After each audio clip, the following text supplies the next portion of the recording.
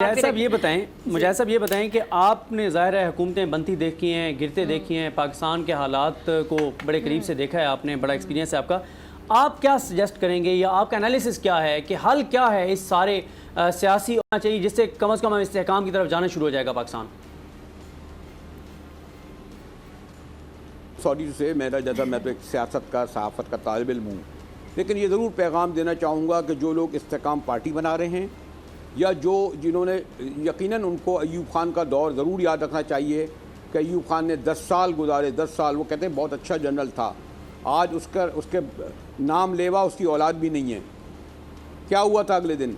10 साल ज़िया-उल हक ने दौर में गुजारे, उसके बाद उनका जो बेटा एजाज़ुल हक, आज उनका कोई नाम लेवा नहीं, उनकी बरसी का भी नहीं पता किसी को। वो जो नवाज शरीफ कहते थे ना कि मैं ज़िया-उल हक का मिशन पूरा करूँगा, मैंने एक बार पूछा। अच्छा, आपने नवाज शरीफ साहब की बात की, जरा मुजाहिद साहब एक मिनट जरा सुनिएगा। आपने नवाज शरीफ साहब की बात की, वक्त की कमी, मैं चाहती हूँ जरा आपसे 2-3 और चीजें पूछ लूँ। ये जो आपने नवाज शरीफ साहब की बात की है, सुनने में आता है कि जहांगीर तरीन साहब जो इस्तेहकाम में पाकिस्तान पार्टी बना रहे हैं, पुराने चेहरे खैर शामिल हो रहे हैं उस पार्टी में, तो वो गए तो इलाज की गर्ज से, लेकिन वहाँ पे उनसे मुलाकात भी मुतवक्के है। तो ये जो सीट एडजस्टमेंट के हवाले से बात हो रही है, सियासी इत्तेहाद के हवाले से बात हो रही है, जो इतनी कुर्बतें नून लीग की ये नई पार्टी के साथ, जहांगीर तरीन साहब के साथ, इसको जरा समझाइएगा। इस पर अगर पीपल्स पार्टी भी खुल के तनकीद करिए, नून लीग को पीपल्स पार्टी में भी फूट पड़ती हुई दिखाई दे रही है, क्या तज्जिया आपका? इलेक्शन बड़ी जालिम चीज़ होते हैं। यहाँ तो आप देख नहीं रहे चौधरी घरानों का क्या हुआ। मुझे अफसोस होता है कि जो 40 साल तक खूनी रिश्ते जिन लोगों के थे, और परवेज़ इलाही किस दुख से कह रहे थे कि मैं 10 दिन से ज़मीन पे सो रहा हूँ, मेरे साथ पंखा नहीं है।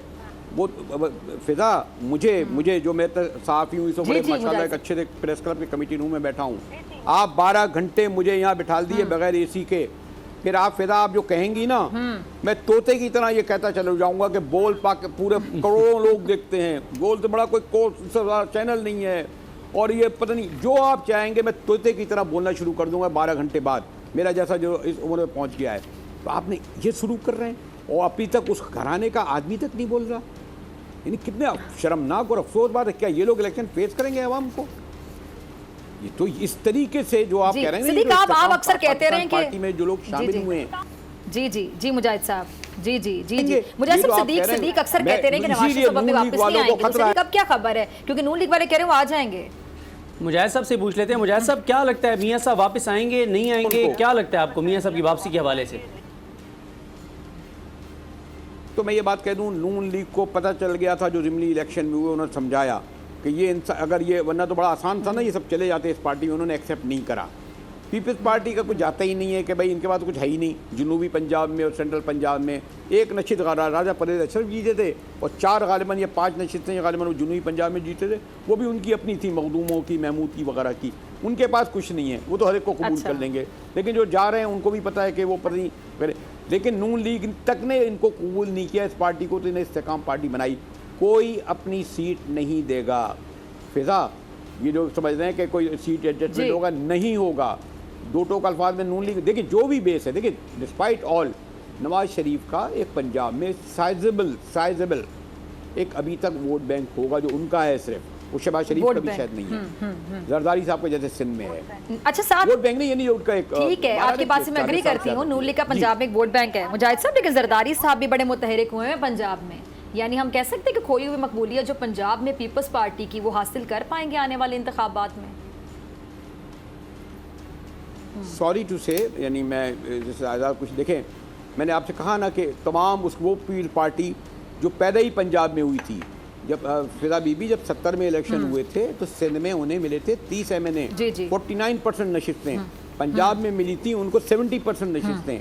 वो पीपल्स पार्टी बाद में जब शहीद बेनज़ीर भुट्टो को आई तो फिर उनके बड़ी मुश्किल से भुट्टो साहब चीफ मिनिस्टर हुए थे। अब तो हाल पास में आपने देख ही लिया, अब 5 नशिस्तें। सॉरी टू से मैं ये कहूँगा, पीपल्स पार्टी का फिल वक्त इस वक्त कोई जो है फिर मैं मुताद अल्फाज होगा, मुझे तो कम अज़ कम मुस्तक़बिल नहीं आता। हालांकि सियासत में मुआवजे भी होते हैं, हो सकता है कोई मुआवजा हो जाए।